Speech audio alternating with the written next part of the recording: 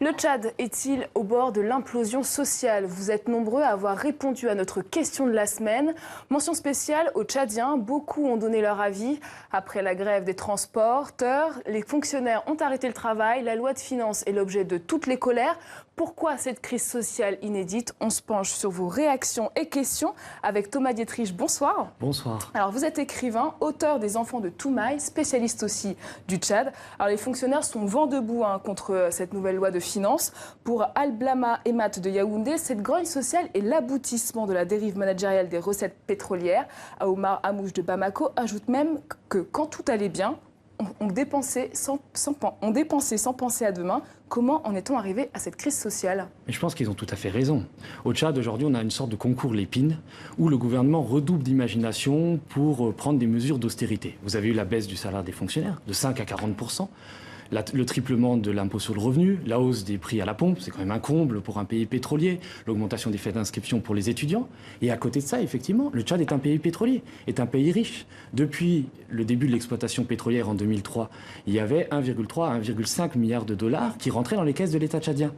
Qu'a-t-on fait de cet argent? Qu'a-t-on fait de cet argent du peuple qui aurait dû construire des écoles, des hôpitaux, des routes, et qui n'a finalement rien fait, puisque le Tchad est avant-dernier au classement de l'indice de développement des Nations Unies. Alors, Je vous en prie. Oui, et on a peut-être un élément de réponse. Vous savez, il y a eu le scandale des Panama Papers qui a révélé que Idriss Déby et ses proches ont placé à l'étranger 10,7 milliards de dollars, ce qui est près des 2/3 des recettes pétrolières perçues en 15 ans. Donc c'est absolument scandaleux. Alors justement, Abbas Abchen Abdoulaye du Maroc apporte toutefois une nuance. Le gouvernement a fait profiter au peuple tchadien lorsque la vache était grasse. Maintenant qu'elle est maigre, il ne faut pas contester. Qui a vraiment profité de cette manne pétrolière? On le voit sur l'indice de développement humain, on le voit sur le développement qui n'a vraiment pas eu lieu. On promettait le Tchad de l'émergence, le Tchad du développement, et en réalité, le Tchad est resté scotché au bas-fond des classements de développement internationaux. Aujourd'hui, ce qui est très inquiétant, c'est qu'il y a des fonctionnaires tchadiens qui se retrouvent salaire payé au début du mois pour vivre tout le mois avec 10 000 francs CFA, 15 € pour vivre. Alors, qui en a profité de ces recettes pétrolières? C'est un régime. C'est les proches au pouvoir, mais on ne peut pas dire que la majorité des Tchadiens, et on peut le regretter, aient profité de cette manne. Et c'est forcément regrettable.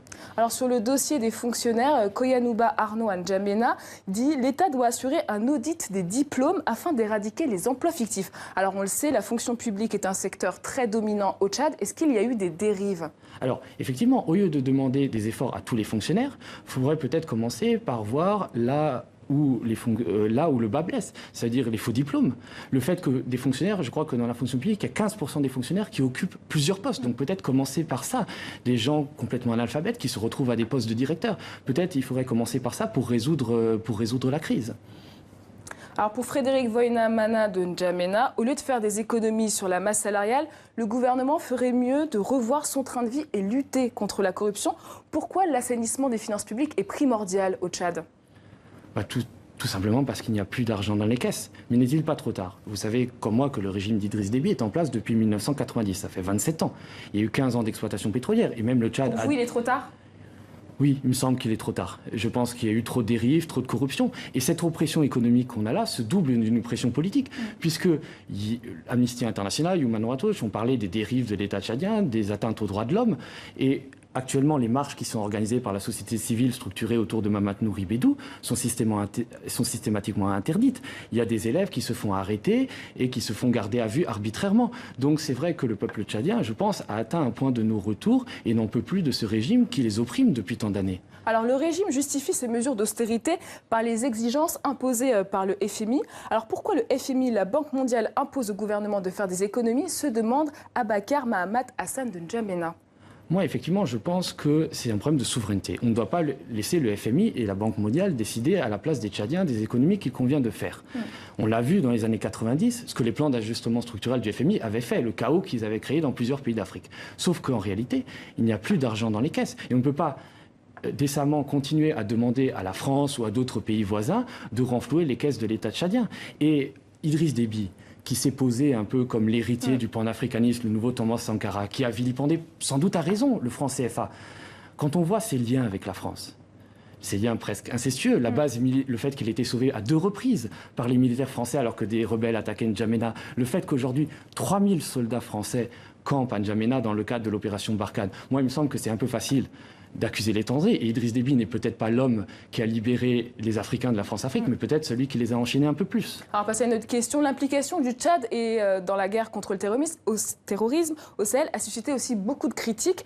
Moutawakil Ibn Gassama au Togo regrette qu'elle mobilise une grande partie du budget de l'État. Souvent qualifié de gendarme du Sahel, le Tchad a-t-il les moyens de s'engager dans cette guerre ? Moi, je pense que non. On avait une formule à la fin du 19e siècle en France qui disait la Corrèze plutôt que le Zambèze. Et ben, je pense que c'est vrai. C'est-à-dire il faut que déjà le gouvernement s'occupe des Tchadiens, mais le veut-il vraiment ? Effectivement, on a parlé du Tchad comme gendarme de l'Afrique.